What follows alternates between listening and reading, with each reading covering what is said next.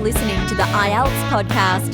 Learn from tutors and ex-examiners who are masters of IELTS preparation. Your host, Ben Worthington. Hello there, IELTS students. In today's tutorial, we're going to be talking about what is the deadline for submitting your application for when you go to university in the UK or wherever. And we've got a special guest who's going to be guiding us through this. She's extremely knowledgeable. You've probably heard her voice before. I'll introduce her in a second. But if this is your first time listening, welcome to our world. We normally talk about IELTS, but I was getting a lot of students asking me international student questions. So, about studying abroad and all of this, and that's not my expertise. So just like we did with the IELTS podcast, when I was starting off teaching IELTS, I was clueless. And then I started interviewing experts and I got better at teaching IELTS. We packed it into a course. We do human manual essay corrections. We do AI essay corrections, and you can see all of that at IELTSPodcast.com. And the AI essay checker at IELTSPodcast.com is completely free. So go over there, check it out, get some feedback on your essays, and you can start improving your band score pretty quickly, surprisingly quickly. So let's jump into it. We're going to talk about what is the deadline for submitting your application to a university. And we've got Fedoua. Hello there, Fedoua. How did you get into helping students, international students, study in the UK? Hi, Ben. Thank you for having me again. So, it's, I think I told you before, I was born in Morocco and I moved to Italy when I was very young. So I've done all my studies in Italy. And as you know, Italy has free education. So this industry, when I moved to the UK, I had no clue about the existence of this industry because in the UK, most of the universities, they have some kind of fees for international students and also home students.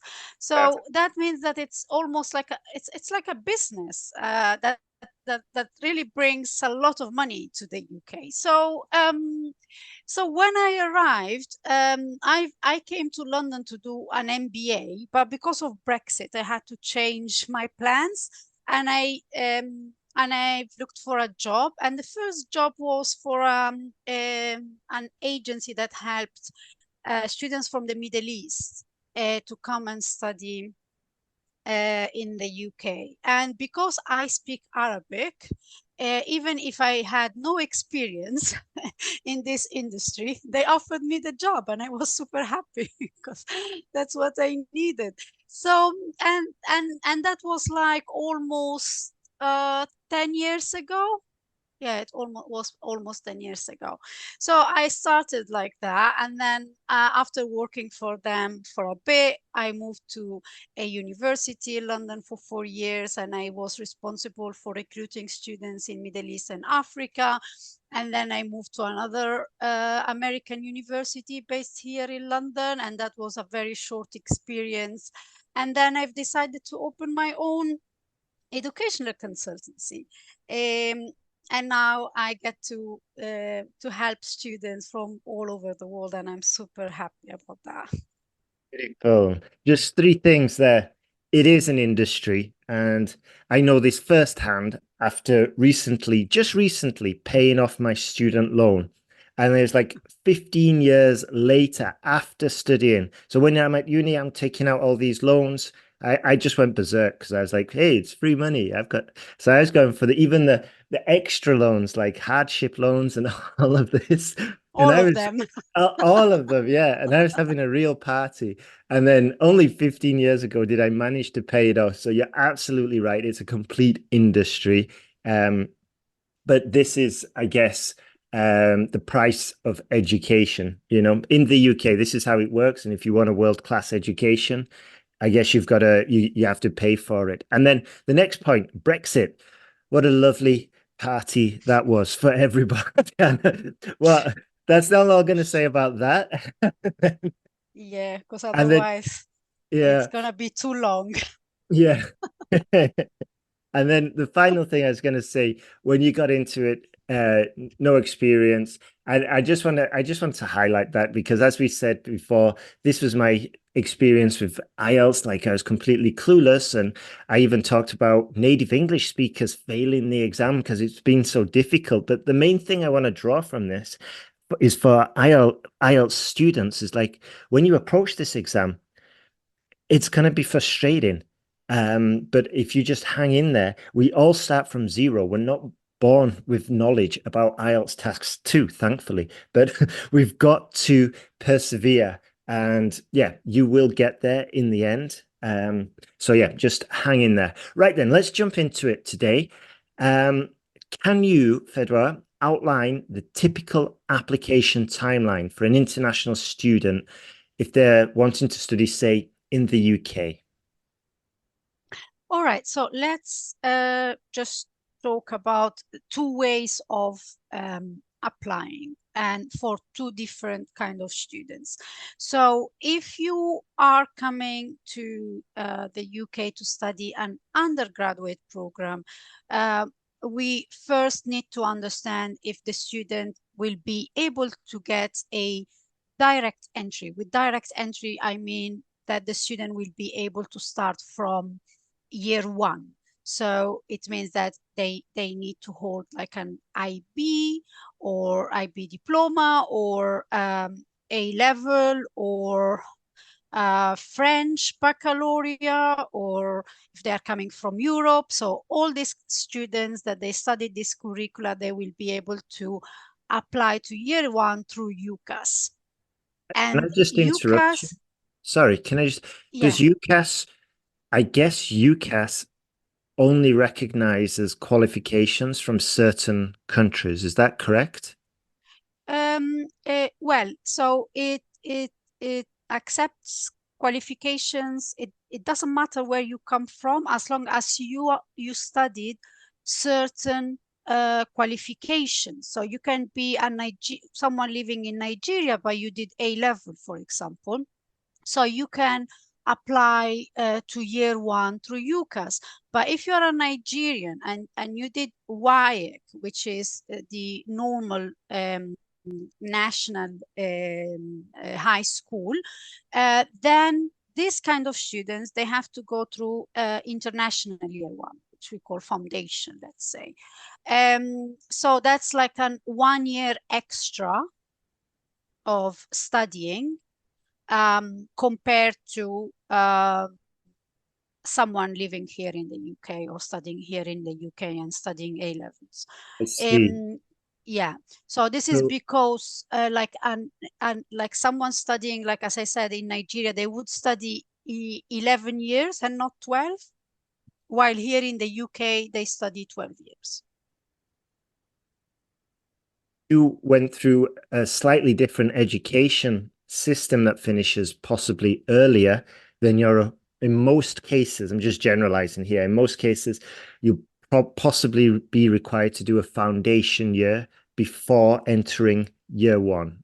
Is that right? Yeah, because Okay. I meet a lot of students that they don't know this, so they just apply through UCAS because they think that UCAS can accept all uh, all students basically, but that's not correct. So this is why they have to be a bit aware about what kind of curriculum they studied, and based on that, they will know if they can go and apply directly with the university or not. Right. So having said that, it's a long thing to explain, but having said that, if a student is coming to and can get into year one, so UCAS does have deadlines. The first deadline is for students coming to study medicine. So that usually is in October. So it's a very, very early deadline. So anyone interested in medicine, they have to be ready by September. I think it's the 15th of October, usually the deadline, but it can change. So, and that's it's a very it's mandatory to apply and submit your application by that deadline. And then there is another deadline, which is in January, which is mainly for students, home students. So Yeah, it's not for international students, but they, in most international schools abroad, they want to apply it to international students applying through UCAS. So because it's always good to apply early rather than just apply last minute, which with UCAS it's not possible anyway. But some students, they just say, okay, let me apply in March, or let me apply in February or April. But then the universities, they've already got most of the applications. So if you arrive too late, you might be out. So I they wouldn't see. consider your applications. So it's always good to submit your application before the 15th of January.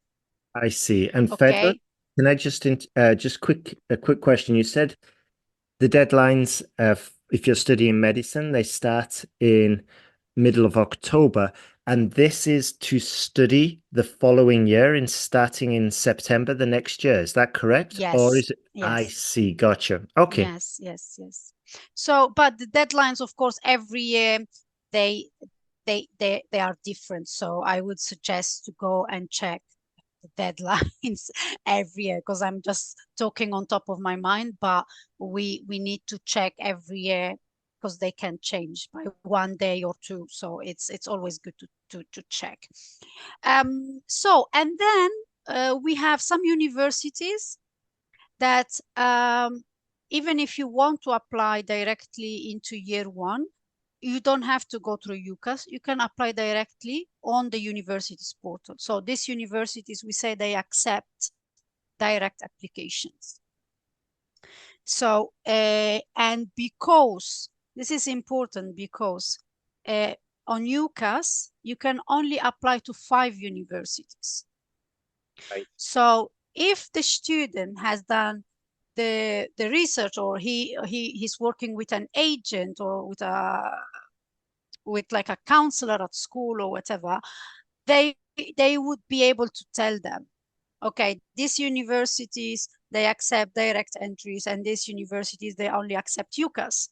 So use your 5 options for UCAS, and then you can apply to more universities, so you can have more options with the universities that accept direct entries. So this is just to give some students more options, because sometimes students, they want very high ranked universities, and they don't want to compromise. So their acceptance here in the UK. So this is why we usually try to say, okay, you want these top universities, let's go with them through UCAS, but let's have some other universities where you can secure a place, because we don't want to get to May and they don't have, or June and they have no offers. Okay, because sometimes it happens.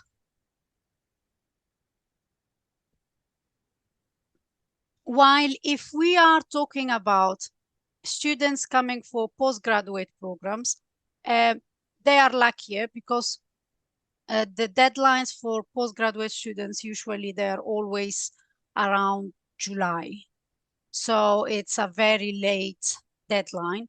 And they only have like a deadline because most of my students are international students. So they need to apply for their visa and be here in the UK before the registration deadline.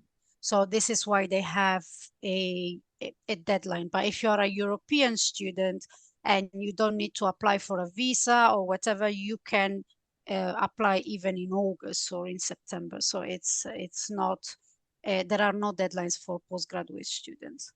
Right. And what I was going to ask you was, is there any, is it I'm just playing devil's advocate here, but is it the top universities that accept direct applications, or is it the lower end unis that accept direct applications, or is there no relationship at all? No, the ranking can have like a relation with this. What? Like, I mean, most of high ranked universities, they go through UCAS. So top universities, you won't find them. They wouldn't have a direct entry. So they would only be on UCAS. Then there are some other universities, I wouldn't say low ranking, but medium ranking, that they can have like a direct entry application as well. Interesting. Yeah, I'd like to know their rationale. Yeah, maybe I'll talk to a uni. Okay, moving on. So, how does the application deadline vary for different courses or universities? I guess you've kind of covered that already a bit. Yeah, I mean, what I suggest is always to go on the course page, and if there is any specific deadline, the university will make sure to have it there, so for available to students. But you can also like if you have some doubts, you can just like email admissions, and they would tell you if there are any particular deadlines for particular courses. Right. And what's the deadlines? Well, are there different deadlines for submitting supporting documents, like your personal statements or your letters of recommendation? So usually personal statement, it has to be with when you apply, it has to be there. So you can't just send an application with no personal statement. The reference letters, sometimes the universities, they are quite flexible on that. They can just give you a conditional offer, and the conditions, they could be sending your reference letters. So that's fine. But the personal statement, usually it has to be with your transcript, and with your CV, and yeah, and if they ask for an IELTS, it has, well, IELTS can also, it's something that can be sent later on, but transcript, passport, and personal statement, they have to be there. Yes, yeah. I worked with a student last year, and she got an offer to study in Canada on condition that she scored 7 in the IELTS for every criteria. So yeah, I guess that's the leniency of like, yeah, you can submit your IELTS if and when you do get the band scores, and then we'll let you onto the course. Course, And yeah. yeah, and also in my personal experience, when I was applying for unis, I remember ringing up one of the universities and saying, okay, I didn't get my expected grades, but I am more than determined to make up for it. Da, da, da. And so what I what I did it, I kind of like argued my case. I was ringing up, I was talking to the admissions officer, and I did that as sort of like a home student, being British. Can international students do that as well?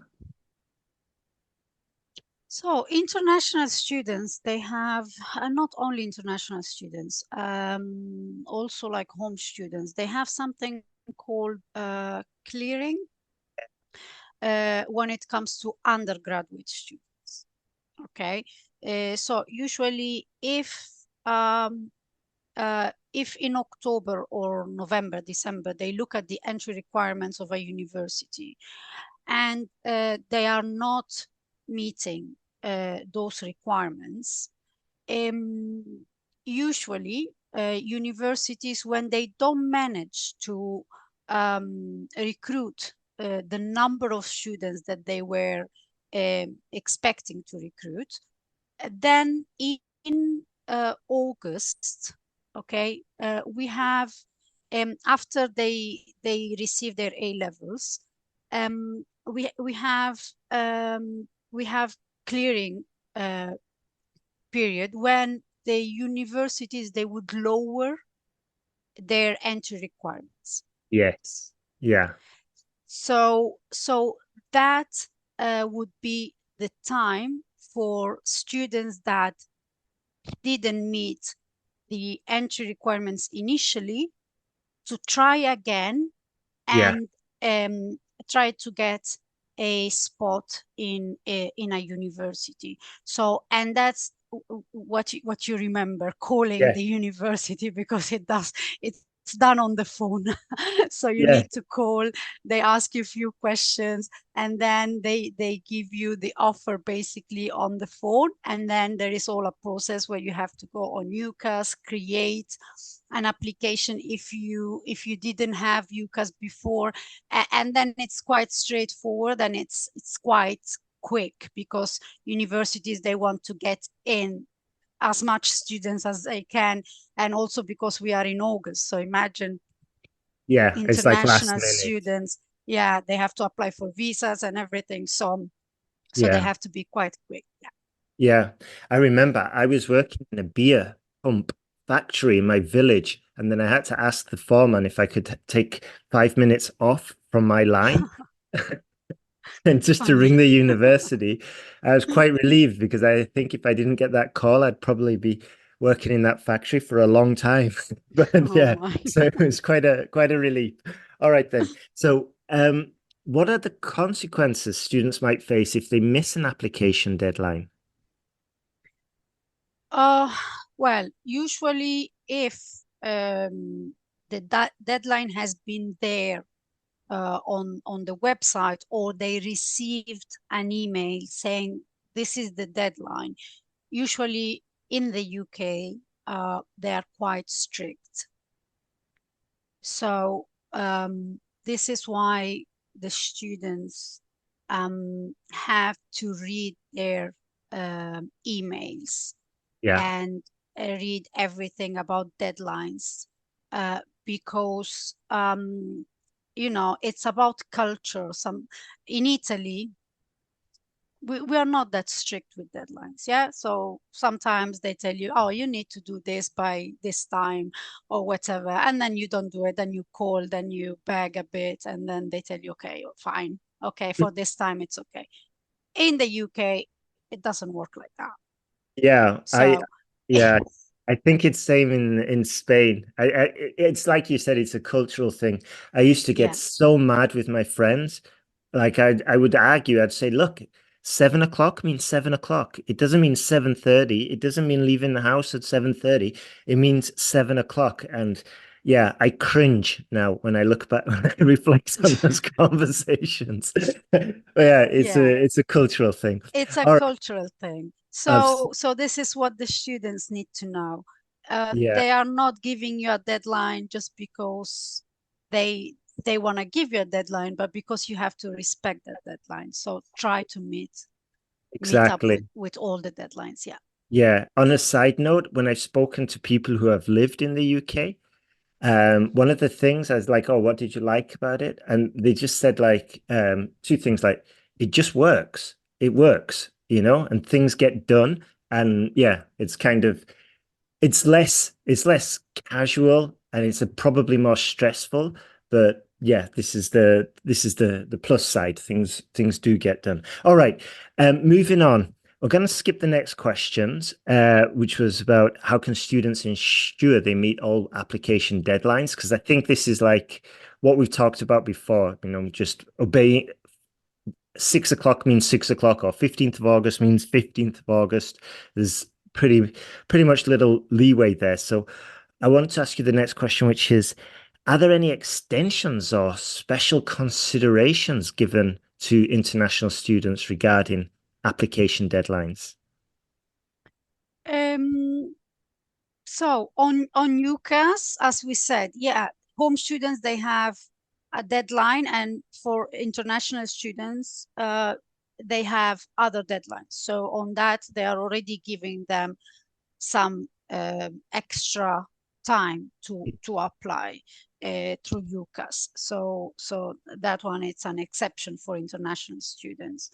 Um, regarding But other things like foundation, for example, if a student wants to apply to international foundation, yeah, um, those are quite flexible. So as I said, sometimes they don't even give them a deadline for applications because they know that students, they might finish in August, and sometimes, you know, even if they do A levels, they didn't meet up with the university's entry requirements because they are too low. They can't even get into clearing, and then they have to go for foundation. So if you are coming for foundation, you have quite a lot of time, like until August, mid of August, it's still okay.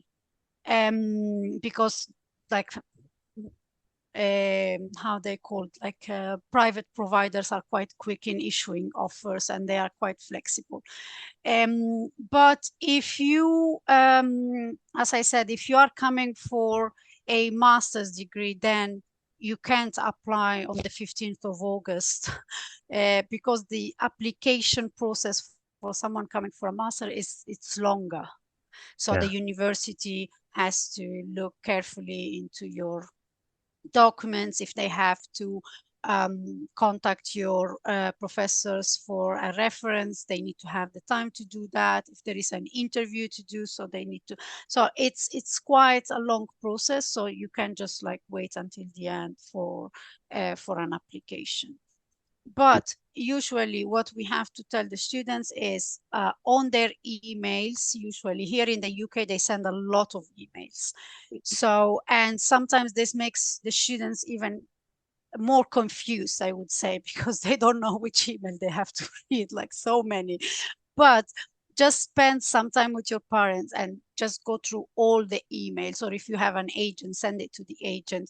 And then just make sure that you have all the deadlines written somewhere so you can meet with all the deadlines. Because if you don't, unfortunately or fortunately, the volume of applications that the university receive are quite high.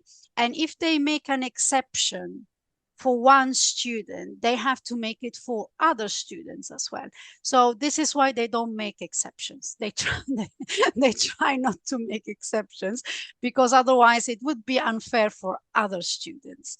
So yeah, so I would suggest to be very aware of deadlines and write it somewhere and try to meet up with them.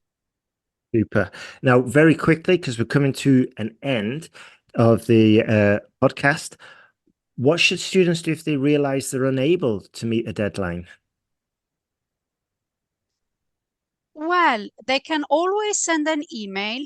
I know that sometimes universities take a lot of time to answer, but they can try to send an email and ask what they can do, if they can get an extension or something. But usually if it's like a mandatory deadline, I don't think the university will be able to wait for the single student, Yeah. let's say. Yeah. So that's the thing. Reaching out and just trying to explain your situation is worth a shot, right? Yes. Yes. It's Right. always good to try. Yeah. Worst case scenario, they will reject your how can I say, your inquiry, uh, but it's always good to try. Yeah. All right, beautiful. Coming to an end. So if you are interested in studying in the UK, you can go to IELTSPodcast.com/UK. You can fill out a form there and we'll be in contact and we can guide you and give you some advice, and you can ask some more questions on the form as well. And if you are struggling with the IELTS exam, then you can go to IELTSPodcast.com. You can sign up to our newsletter where you can get tutorials on how to use the AI essay checker. You can get band 9 vocabulary. You can get collocation lists. There's a ton of resources there. It's all for free. We're getting thank you emails every single week from students from the AI essay checker. So yeah, go check that out at IELTSPodcast.com. And if you're an international student and you're considering studying in the UK, go to IELTSPodcast.com/UK and you can start educating yourself and asking questions because as you've just heard, it's good to be on top of this and aware of all the processes because it's not an easy process. So anything you'd like to add, Fedoua, before we wrap this up? Well, what I would add is just to all the students, just get involved, an adult, which could be your parents. If your parents are not familiar, then seek for advice, like school counselor. There are a lot of agencies. There are a lot of people that they can help you to get like to be accepted in your dream university. Okay, massive thank you. And yep, have a great week, have a great month, and good luck with your IELTS exam.